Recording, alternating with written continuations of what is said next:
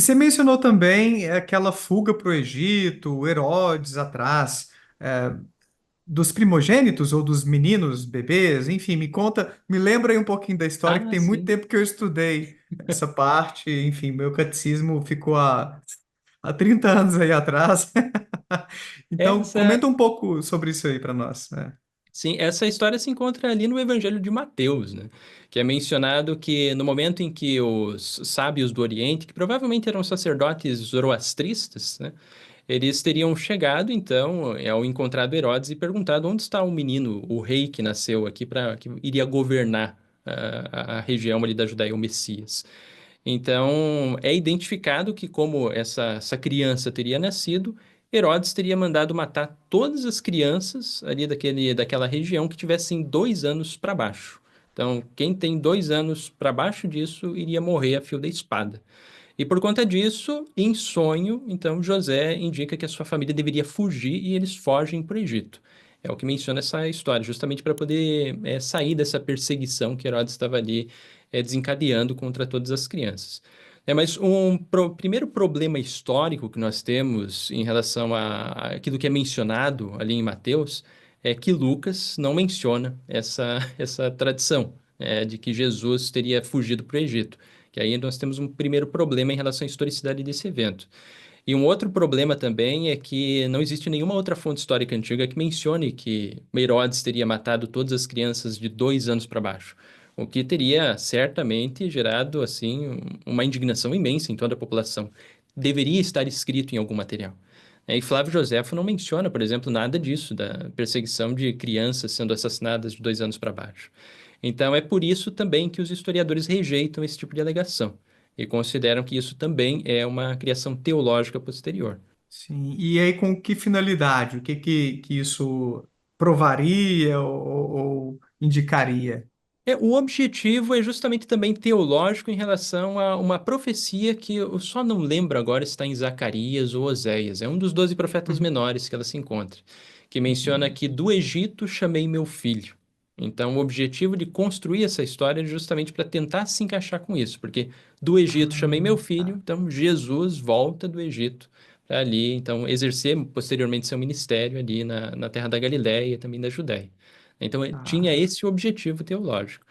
Mas o interessante é que se nós observarmos lá o texto original dos 12 profetas, só não me recordo agora qual é o capítulo exato, mas esse do Egito chamei meu filho é na verdade uma referência a Israel, que Israel teria saído do Egito, mas que os cristãos então eles aplicavam a Jesus de Nazaré.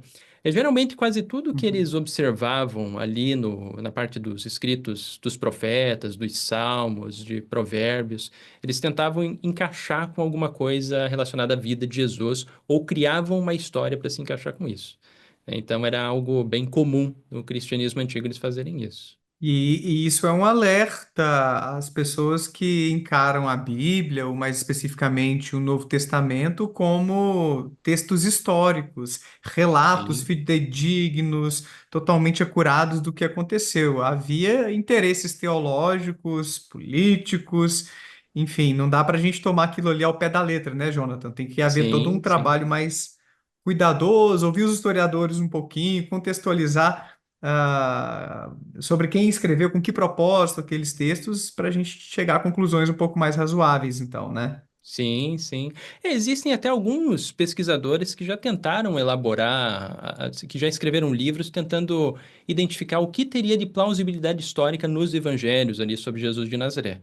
Um deles é, por exemplo, o Giza Vermes, da Universidade de Oxford, que ele faleceu em 2013. Ele escreveu um livro chamado O Autêntico Evangelho de Jesus, em que nesse livro, ele é um livro até meio grosso, assim, meio... É um dos livros mais grossinhos que ele tem aqui, publicado em português, então a gente consegue encontrar e aqueles que não têm acesso ao inglês conseguem ter a leitura dele aqui no Brasil. Mas o interessante é que nesse livro ele tenta justamente isso, identificar quais são as partes da vida de Jesus que poderia ter maior ou menor plausibilidade histórica. E com isso ele chega à conclusão de que, em relação à plausibilidade histórica, Marcos é quem tem maior.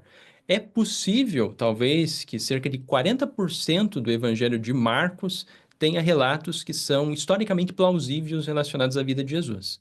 Enquanto que 60% seria, na verdade, criações teológicas, algo que não aconteceu, mas que eram histórias importantes para os primeiros cristãos, para fortalecer a fé deles, para poder dar justamente essa justificativa de que Jesus cumpriu alguma profecia ou não, essas coisas assim. Enquanto que os evangelhos de Mateus e Lucas teriam um pouco menor de plausibilidade. Estariam ali mais ou menos com 70%, 80% mais ou menos.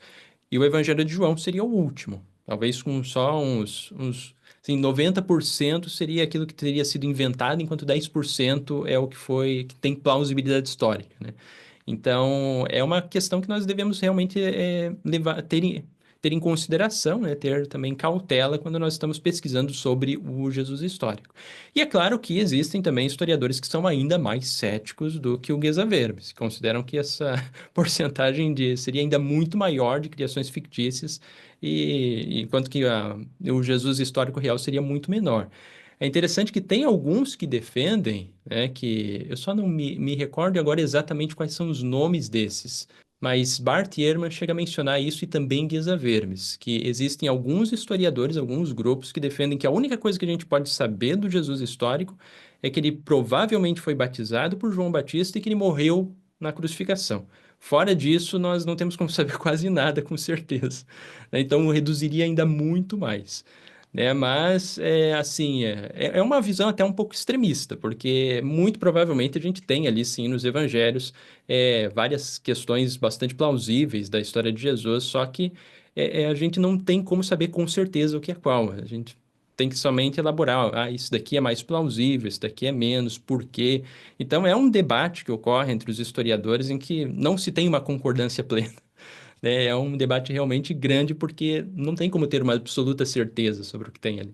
Legal, e é saudável a gente nutrir essa dúvida razoável diante do que a gente tem, né, Jonathan? A gente não tem que Sim, ter uma certeza, uma convicção, ó, foi isso ou não foi isso. Tem margem sim. para dúvida e tá tudo bem, né? Eu acho que conviver com essa falta de respostas para algumas coisas é saudável, ainda mais num campo como a história, que vamos pensar assim, né? Os nossos antepassados não têm obrigação nenhuma de deixar todas as evidências Uhum.